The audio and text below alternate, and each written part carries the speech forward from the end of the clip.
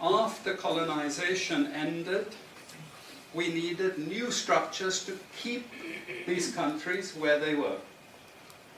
Okay? And the first of those is aid. Okay? We give them aid. Aid for what? Actually, we give them aid to keep repressive regimes in power. That's all. Okay? We're not giving them aid for much more, except a little bit of infrastructure to make sure those raw materials get to the ports and aren't gotten out of the ground. But for the most part, we give repressive regimes money and power and guns to keep that system going. This is what it's fundamentally about. All the hypocrisy about transparency and democracy and bullshit like that, it's all bullshit. You know? And at least the Chinese don't enter into that bullshit. They say, we don't care about the whole political environment, we just give the money. Okay? And it's for raw material extraction, period. Okay? Number two, and this was a very important one, still is debt.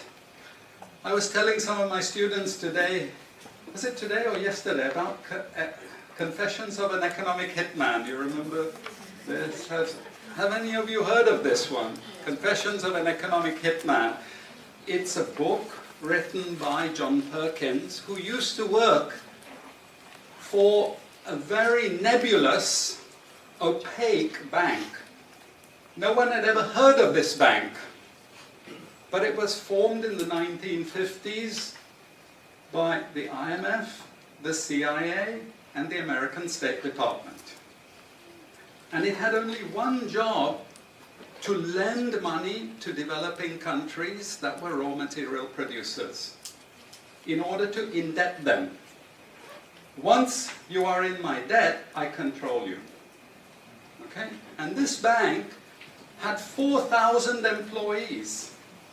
But no one ever heard of this bank, you see. But it would go to country after country offering loans. And if the president did not accept the loan, they were killed. And he gives two examples of presidents who were killed when they did not accept the loan. You see, the lending is also very important to trap the country. It's very important. It's part of that process.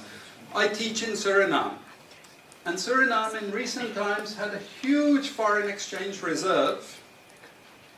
So big they didn't need to borrow money. And then one of my students who was very high up in government, he said, you know, the IMF is trying to convince us to borrow money from foreigners. Why? I thought, duh, you know, sorry about this, but, you know, this is the game. And in the end, Suriname did borrow this money because the IMF said, if foreigners lend to you, then everyone will think Suriname is such a strong economy that foreigners are interested in lending to you. You understand?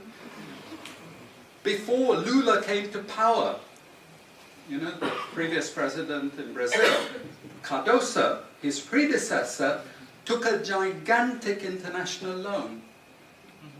No necessity for taking the loan. Why? Because once I catch you with the debt strings, I hold you forever. You are my prisoner. Okay, so debt has been this huge spider's web which has trapped sub-Saharan Africa and keeps them held there. Aid, debt. We have a third structure which is again not known by many people, but it's something that was put in place and continues to this very day, with no one discussing it. No one says anything about it. It is monopoly buying structures. This is for all raw materials and basic agricultural goods produced by developing countries. There are only 4 or 5 Western multinationals that buy all those goods. And they collude between them. So if you take any major product, these Western multinationals, they collude between them. Even if we go down to banana production, we had a PhD done here at the ISS, and the person showed that the 4 or 5 major multinationals, they collude, and in order to make sure they control is total, what they do is they force all the producers to produce the same uniform banana. You know, the crap you buy in the West and has no taste at all. You go to any developing country, you know how a banana tastes, don't you? There's so many of them, lots of varieties, but we only market 1 or 2 types, so we have control, you see. If you don't produce at the price I want you to produce, I go to the next country. You see, we get control. So these buyers, they impose that control, and they keep pushing the prices down and down and down. Okay, this is the game. No one says anything about it. There are no commissions of inquiry to say, this is illegal, what you're doing. The WTO has nothing to say about this. But sorry to say, you know, if banana prices rose 10 times, especially for people like me who love bananas, okay, I protest. I like my living standards. Okay, it's the same with all the other raw materials, you see. We're all benefiting, we're complicit. We're actually complicit in this because we will protest and shout out if the situation ever changed. Okay, now we come to those international institutions. And I must tell you this from the outset, don't think of them as wicked. IMF, World Bank, WTO. We always think evil creatures, horrible. It's not. It's just economics. It's economic warfare. The rich declare war on the poor. It happens everywhere. It happens in a country. The rich control the government. Of course they do. You really believe you have democracy? Come on. You know, I mean, grow up. This is not about people living in democratic systems. What we have is the rich control. The rich set up these institutions explicitly to control the poor countries. And they don't give them much room for maneuver.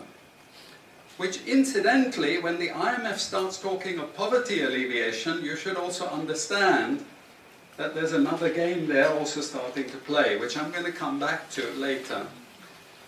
But what do these institutions do? What does the IMF do? What is structural adjustment about? It's about making sure countries keep producing what we want them to produce. We make sure they have recurrent balance of payments problems. You notice these countries never get out of balance of payments problems. You notice that? Whereas countries that never took IMF support are always out of balance of payments problems. But the countries that are continuously getting advice and support by the IMF, they're always in balance of payments problems. Why? Because that's the way we keep our stranglehold on them. And that's what we have done. We have done, the IMF and the World Bank. And they've also done something very, very important. And that is they have destroyed the self-sufficiency of these countries. Colonization started it. Okay? One of the most important things is we destroy food self-sufficiency. Okay? And the World Bank continued it. They forced most countries to eliminate all food subsidies and food support. Okay? Because once you don't produce your own food, I increase my control over you. How do we know this? Well, very funny thing happened some years ago. Not so funny, actually. It involved starvation of a large number of people in Malawi. Okay? Many of you could remember this because it was really tragic. But the Malawian finance minister, who was under terrible threat at the time, suddenly broke ranks and he said, well, you know why we had this famine?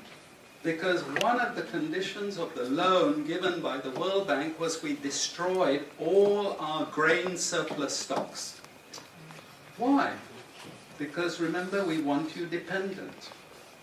1970s, the US Senate, the US Congress said, we will not allow Latin America to produce their own food.